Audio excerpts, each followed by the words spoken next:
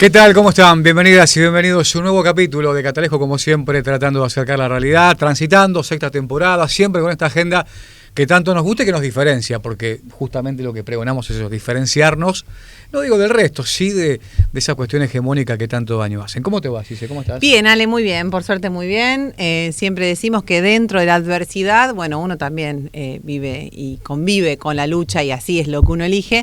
Así que siempre desde Catalejo vamos a estar de ese lado, ¿no? Así que intentando poner en agenda, y debatir, profundizar, ¿no? En tiempos acelerados, ¿no? Que no es Sin poco. duda. Con una agenda que arrancamos este año bastante importante, interesante, y que la de hoy no va a ser claramente la excepción, porque hemos traído algo que particularmente me fascina, que a vos también, Sí. porque venimos del deporte, venimos del fútbol, si bien el camino de la vida nos ha conducido hacia otros esteros, esta relación que siempre nos llama la atención del fútbol, lo popular y el silencio, ¿no? Que muchas veces se da del mismo para causas populares de las cuales tendríamos que estar todos. Sin Si dudas. te parece, presentamos el programa. Dale, vamos. Dale.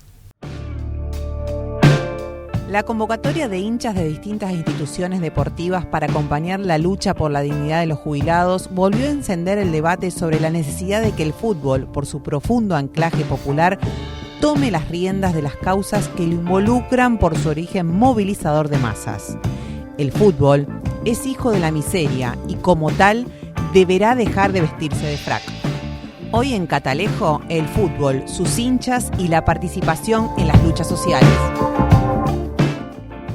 Ahí estaba la presentación y si te parece, Sí. Cisela, presentamos al invitado de hoy. ¿Cómo Él no? está en Madrid, nos desayunábamos ahí en off antes de arrancar, que hace casi un mes que está lloviendo en esa parte de España. Y el invitado de hoy es alguien que claramente hemos elegido, no azarosamente, para debatir sobre esto, que es el querido Ángel Capa. Ángel, bienvenido a Catalejo, a la ciudad de Rosario, alrededores, para debatir sobre esto que tanto nos gusta, que es el fútbol y la entretela del mismo. ¿Cómo estás? Bueno, estoy muy bien, muchas gracias y gracias por invitarme. Encantado de estar con ustedes. Ángel, para empezar un poco e introducirnos en el programa, ¿cómo ves a la Argentina a distancia, ¿no? Este momento político que estamos pasando, ¿no? Aquellos que estamos acá y también los que están en otro lugar como te toca a vos.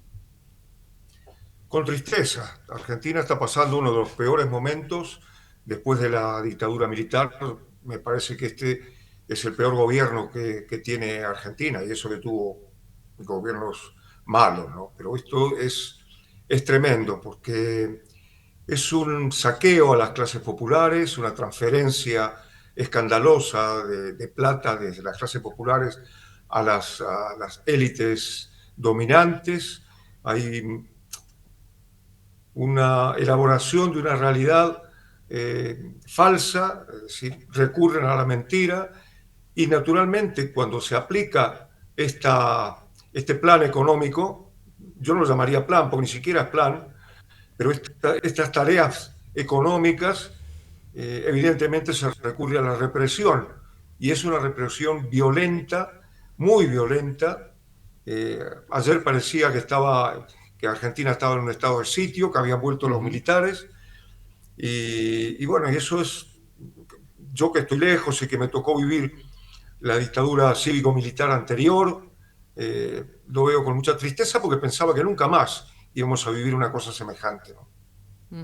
Sin duda, sí, hablábamos también antes de salir al aire y que estaría bueno que lo podamos replicar ahora, en esta disputa también de sentidos que se viene dando desde hace muchísimo tiempo, ¿no? Desde la historia misma, que proviene, ¿no? de los grandes medios de comunicación, que son no otra cosa que transformadores, ¿no? De la opinión, muchas veces de la transformación de la opinión pública, digamos, en una opinión direccionada, en esto de España, ¿no? Para también jugar un poquito con la tierra que te cobija actualmente, que tiene un partido socialista que no es tal, y tiene un partido popular, que es el partido de derecha histórico, si bien ahora aparece la figura de Vox, que nada tiene con lo popular. Digo, vos fijate cómo la historia misma nos ha indicado que es por ahí donde por ahí no es, pero si agarramos por acá, que consideramos que es la antítesis del otro, que es oprobioso, también nos vamos a llevar una sorpresa, ¿no?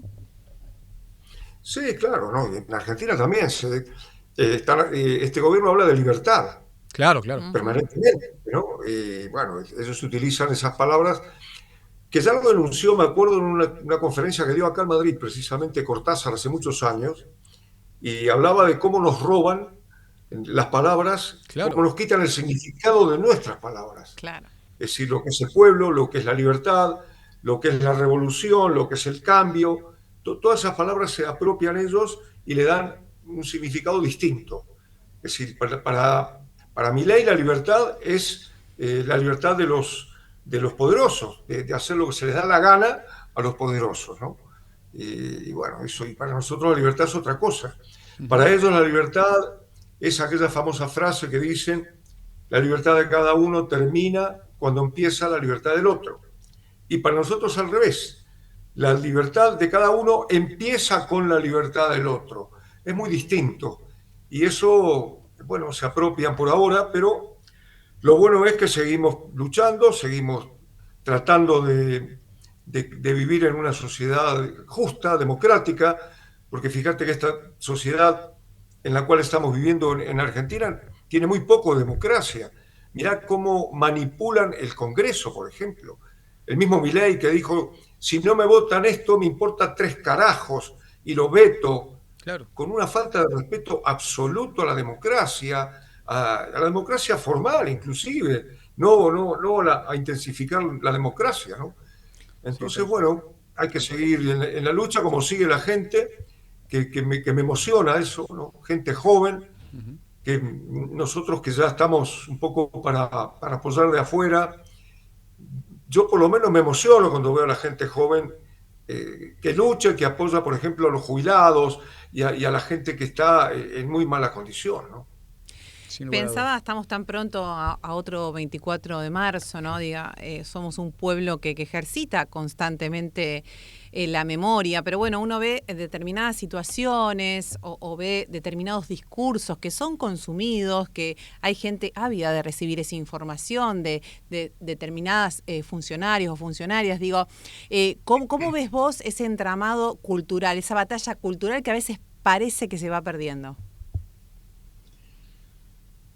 Bueno, parece, pero siempre resucitamos, como aquella canción, ¿no? Tantas veces me mataron y al final estoy otra vez resucitando, ¿no? Sí, en aquel momento las Fuerzas Armadas, las 3 Fuerzas Armadas, ejecutaron un golpe que ya estaba previsto eh, por las grandes empresas, los millonarios, eh, economistas argentinos, norteamericanos, que le presentaron un plan económico y que para ponerlo en práctica necesitaban el terror del Estado, Claro. para que la gente, en ese momento había una gran ebullición, digamos, a favor de un cambio social, a favor de una revolución, ¿no? De hacer una sociedad justa.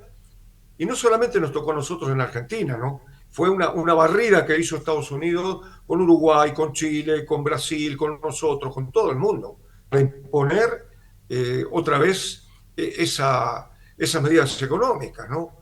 Y ahora es lo mismo, ahora más o menos ese plan económico, vamos a llamarlo plan económico, tiene que estar respaldado o sostenido, mejor dicho, por una represión, porque si no, la gente no soporta eso. Lo bueno de todo esto es de que ningún gobierno se puede sostener sobre los cadáveres, ningún gobierno se puede sostener sobre el hambre de la mayoría.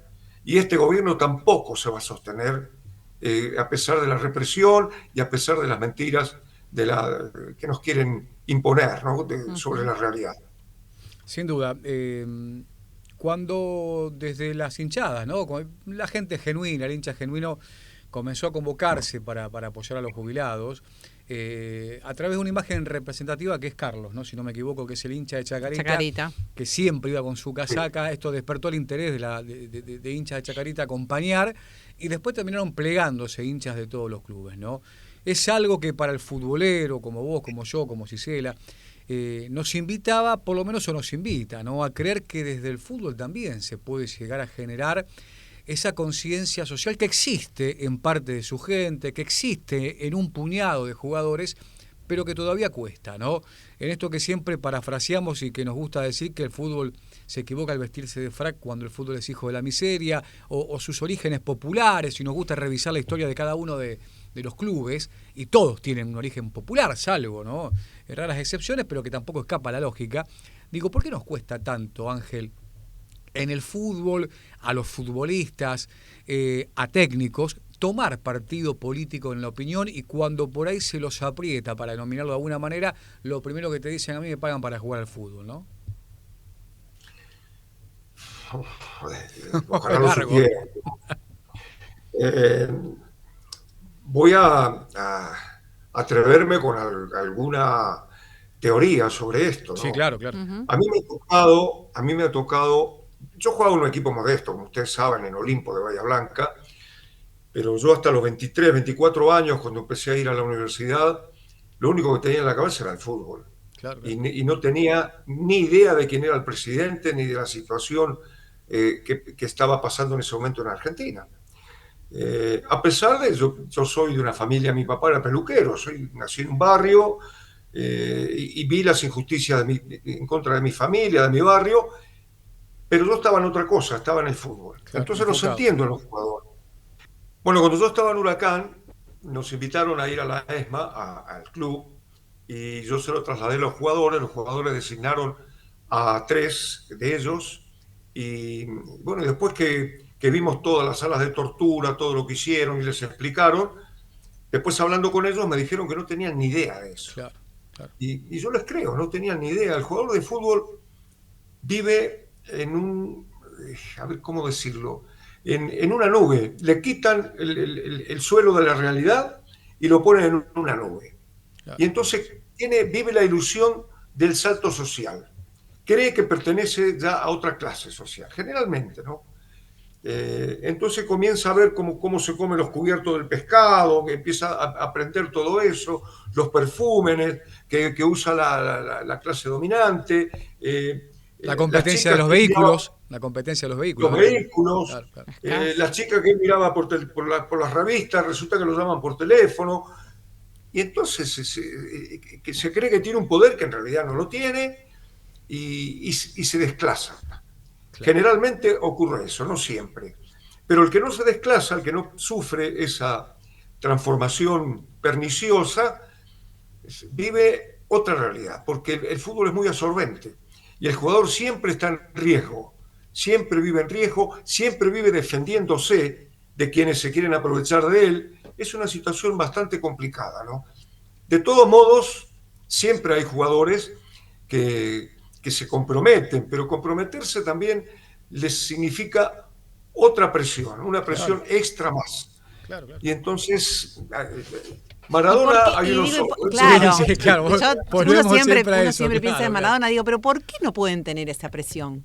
Eso es lo que yo digo, desde la formación del jugador de fútbol. Nunca, digo, como entrenador también te pregunto, siendo formador, ¿no hay un momento de decir, bueno, che, deberíamos hacer algo? ¿O es una patriotada imposible?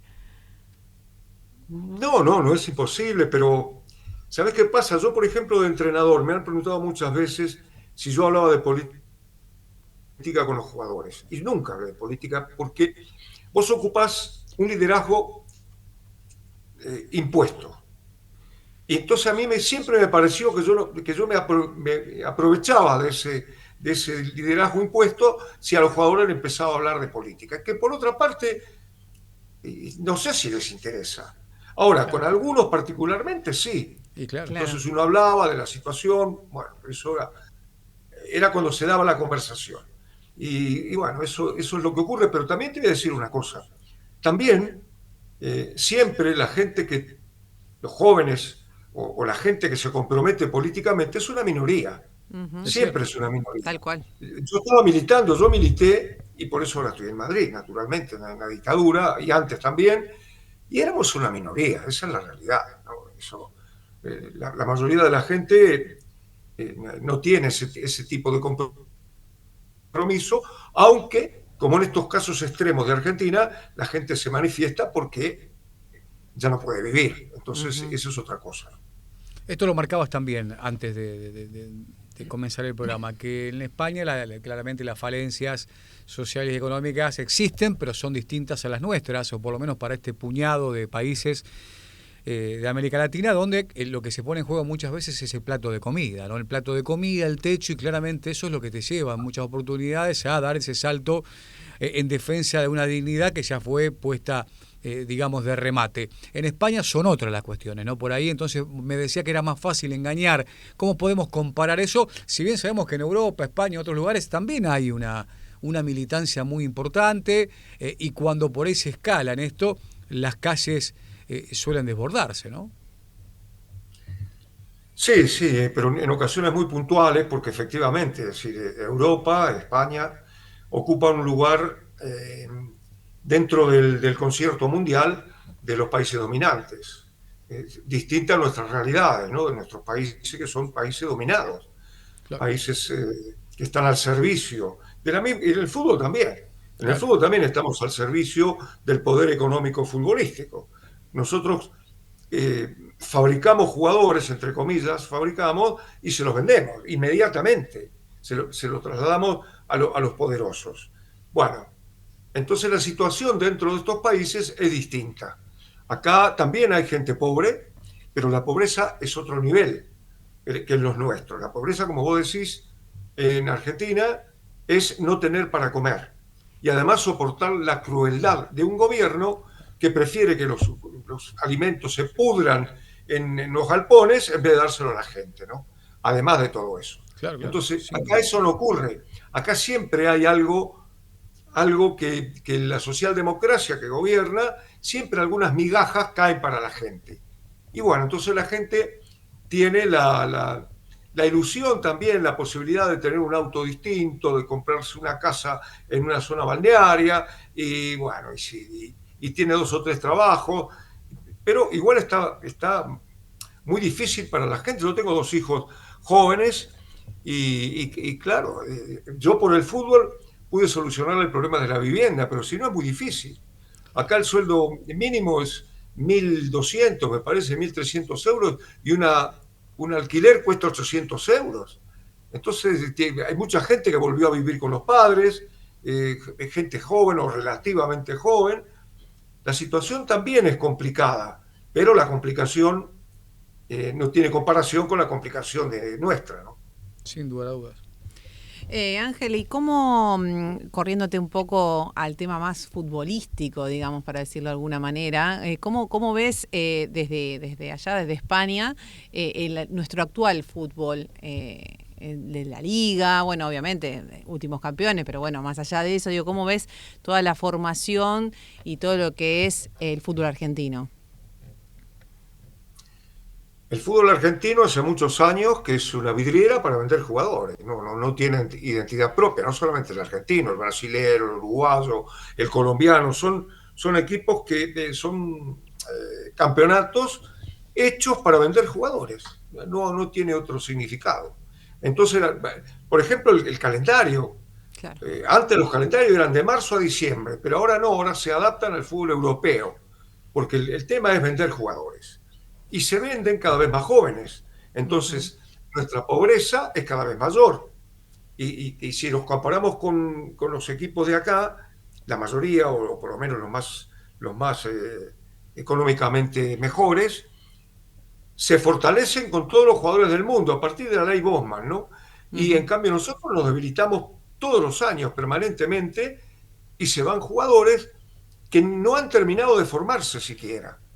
Claro. Entonces, bueno, esa es una realidad que no hay manera de pararla. Uh-huh. Me acuerdo del Huracán, déjame que te cuente Sí, sí, una sí. anécdota. Un jugador que no voy a nombrar, todavía está jugando, pero, tiene como 40 años, pero todavía está jugando por suerte, ¿no? Los primeros partidos, en el 2008, yo llegué, faltaban pocos partidos, y, y al cabo de 2 o 3 partidos antes del campeonato del 2009, antes de irnos a la pretemporada, me dice: Ángel, me tengo que ir a China porque me dan $300.000 y yo acá gano 1.000 pesos por mes cuando me los pagan. Y esa es la realidad de nuestro fútbol. Claro, claro, Sí. claro. Ante esa gambeta de la realidad es imposible, respuesta digamos, claro, posible. cruzarla abajo. Por eso también aparecen, después son personajes controvertidos que rápidamente quedan desnudos, como este Foster Schiller, que ha venido, ha llegado acá a la Argentina, ha invertido en Villagra, en Río, en otros jugadores, y que después no paga o no aparece la plata. Alguien que fue también puesto con un cartelito en el Liverpool como persona no grata. Digo, hay terreno después para este tipo de personajes que vienen supuestamente con una torta de guita a sacarte los pibes. Y después viene la disputa, ¿no? El padre, la familia, el pibe que no debutó, pero claro, ante esa demostración ostentosa de dinero, se te quiere ir a jugar o por lo menos a probar, y muchas veces viene pegado a eso, en poco tiempo, la frustración, porque ese pibe no terminó de formarse. Claro, claro que sí. En la mayoría de los casos termina en frustración. Muy poca gente llega. Igual que llegar a primera división en Argentina, es muy difícil llegar a primera división. Hay muchos filtros por el camino. Llegan muy pocos. Y muy pocos llegan a jugar en Europa en clubes donde se puedan salvar económicamente. Él y toda la familia. Y sobre todo el representante. También. Claro. Sobre todas las cosas. Claro. Bueno, Ángel, no sé si tienes una pregunta más, sí, para hacerle a Ángel.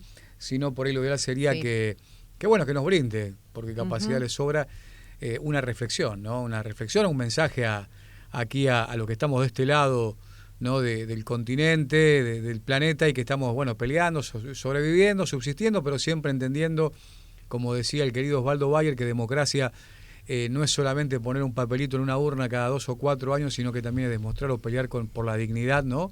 En las calles, y eso se está dando, ¿no? Una reflexión final, Ángel, y ya te devolvemos el tiempo, y decíamos que termine de parar de llover en Madrid para que puedas salir a caminar sin eso, ¿no? Pero bueno.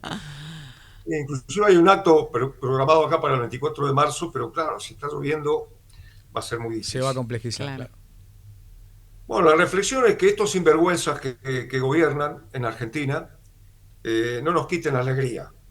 La alegría. Me acuerdo que Eve Bonafini decía la alegría de la lucha. Efectivamente, uno encuentra la alegría en la lucha porque va en búsqueda de la dignidad. Claro. Es decir, ser digno es pelear por lo que a uno le corresponde. Y eso es lo que te da también un objetivo en la vida, ¿no? Es decir, seguir peleando por tratar de vivir en una sociedad auténticamente democrática, de vivir en una sociedad justa, donde cada uno pueda ser, junto con los demás, tener una vida, no digo feliz porque es una palabra muy grande, pero por lo menos una vida más agradable o menos complicada. Bueno, y eso se consigue luchando.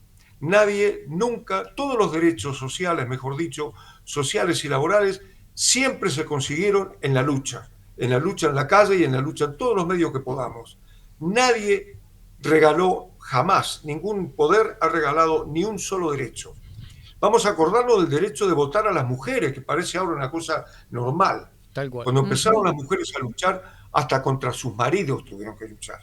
Entonces, todo es producto de la lucha. Y bueno, y ahora Argentina, que tiene una larga historia de lucha, seguramente se pondrá de pie otra vez, a pesar de este gobierno represor y mentiroso. Gracias por tu tiempo, Ángel. Te mandamos un fuerte abrazo a la distancia. Siempre es bueno por ahí cuando encontramos del otro lado una devolución tan interesante como la tuya, alguien que también, ¿no? Desmitifica esto de que si está vinculado en el fútbol no se puede reflexionar, no se puede analizar, no se puede empatizar y no se puede filosofar. Así que bueno, el agradecimiento, Ángel, y a disposición para poder seguirla en esa búsqueda, ¿no? Permanente, no solamente de la dignidad, sino de que sea este horizonte un planeta y una Argentina con menos dolor, ¿no? Bueno, muchas gracias y sobre todo gracias por llamarme. Un fuerte abrazo. Gracias. Hasta todos los momentos. Ángel Capa estuvo con nosotros charlando un poquito, ¿no? Siempre el ariete o la excusa es el fútbol, pero después hay un montón de cuestiones que están ligadas a la vida misma, que han brotado en este intercambio sumamente necesario. Sí, con una mirada pedagógica, filosófica, ¿no? Muy profunda y que sin duda es más que necesaria. Sin duda alguna. Nos reencontramos la semana que viene. Dale, nos vemos. Estuvo Fabián Arias en la puesta en el aire, luces, sonido y todo lo que tiene que ver con la grabación. Nicolás en la edición y el amigo García en Televisión Regional. A todos ellos el agradecimiento. Hasta la semana próxima. Gracias. Chau, chau.